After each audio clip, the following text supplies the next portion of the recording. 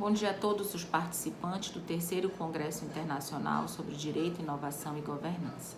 Eu sou Vanessa Alcântara e o meu trabalho fala sobre os direitos ao patrimônio cultural como uma garantia dos direitos fundamentais. Bom, inicialmente o trabalho ele parte de um questionamento de que forma o Estado português trata, valora e preserva todo esse patrimônio histórico que está sob seu domínio. Quando a gente fala em patrimônio histórico, a gente não fala somente de cidadelas, muralhas, palácios, castelos, não é só isso. A gente fala também de todo um patrimônio cultural imaterial, danças, músicas, culinária. E isso tudo está inserido no direito ambiental, que é o direito ao meio ambiente equilibrado, que é também um direito fundamental de terceira geração. Então, o trabalho ele vai nessa linha, de que forma o governo português trata juridicamente a preservação desse patrimônio cultural.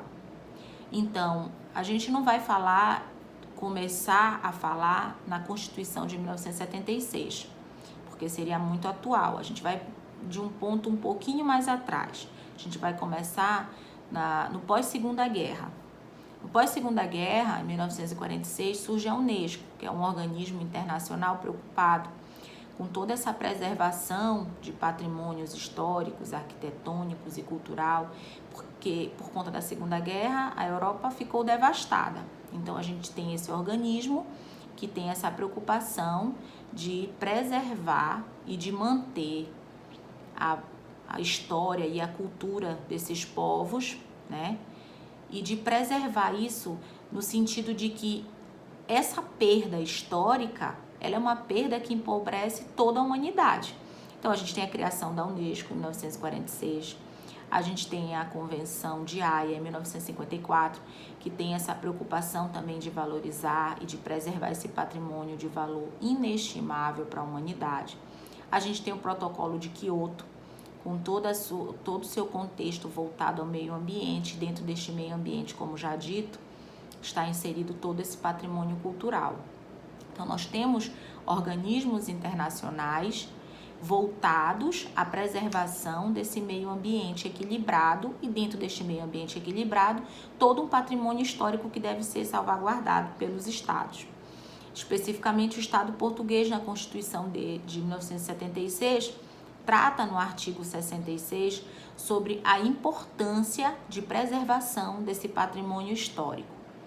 É um documento que, claro, sofre influência de todo esse contexto internacional que vem sendo trabalhado ao longo dos anos no pós-Segunda Guerra, desde 1946 com a criação da Unesco. Então, a gente observa que é um importante passo, né, do governo português para preservar e manter como uma garantia fundamental a preservação de todo esse patrimônio histórico. Inicialmente, para falar sobre a proteção que o Estado português dá a essa disciplina, a gente vai falar sobre alguns tratados internacionais que fazem com que a comunidade internacional se desperte nesse sentido de preservar, da importância da preservação desse patrimônio histórico. Então, a gente tem o quê? A gente tem inicialmente a Unesco, no pós-Segunda Guerra, com toda aquela preocupação das grandes perdas pela devastação da guerra, né? E que essas perdas, elas representam o empobrecimento da humanidade. A Unesco é de 1946.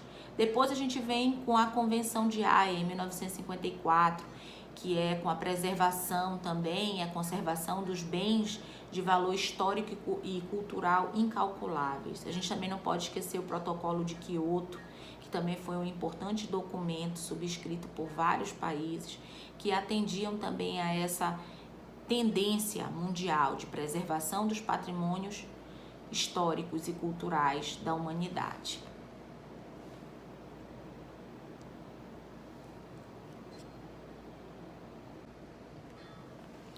Sendo mais específica, a Constituição Portuguesa de 1976, ela vai tratar sobre o assunto de preservação e de valorização do patrimônio histórico no artigo 66.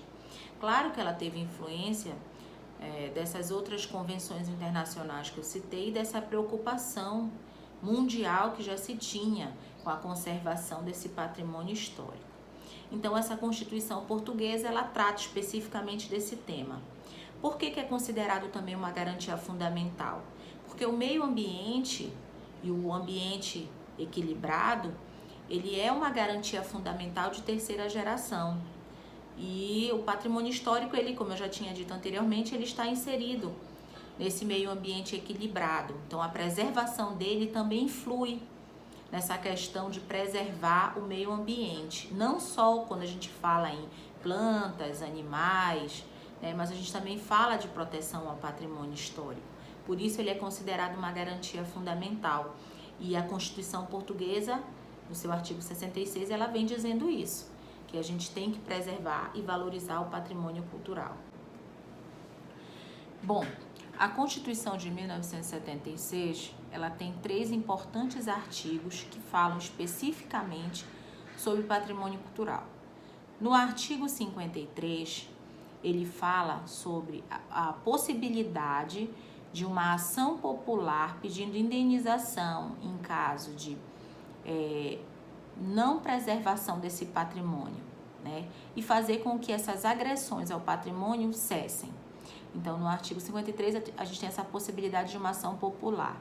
No artigo 66, a gente tem especificamente a valorização e a preservação do patrimônio, bem como no artigo 78, também na Constituição de 1976, a gente também tem ao direito de fruição, ao direito de preservar, de cuidar e o direito também de utilizar todo esse patrimônio histórico como um bem comum de toda essa comunidade portuguesa.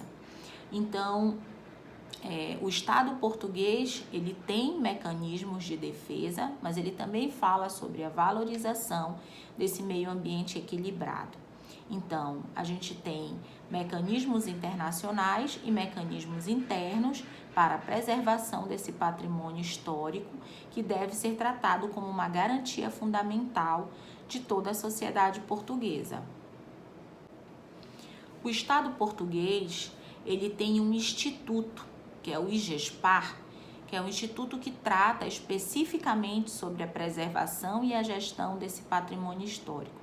E ele tem nessa legislação específica, que seria uma lei de bases do IGESPAR, todo um conjunto de sanções aos violadores, né, às pessoas que têm má conduta em relação a esse patrimônio histórico.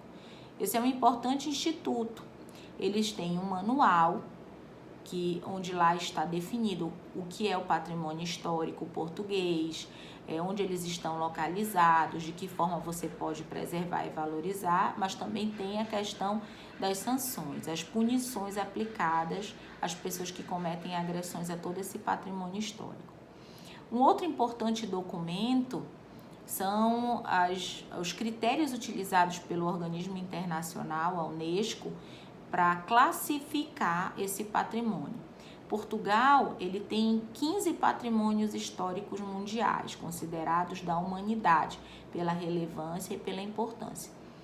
À guisa de curiosidade, eu vou citar alguns, mas claro, fica aberto a todos que tenham interesse pelo tema, que consultem o site da Unesco. A gente tem o Centro Histórico de Porto, que é bem conhecido dos alunos da Lusófona, né? É um centro histórico que ainda conta com boa parte da muralha fernandina.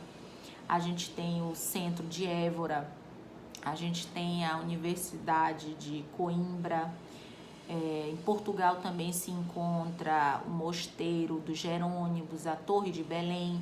Então, são importantes monumentos que retratam uma época e que deve ser preservado, que deve ser valorizado e que deve ser mantido para que futuras gerações também possam desfrutar do deslumbre que é, claro, arquitetonicamente falando, mas não só isso, mas que marca um povo como uma comunidade com a ideia do pertencimento.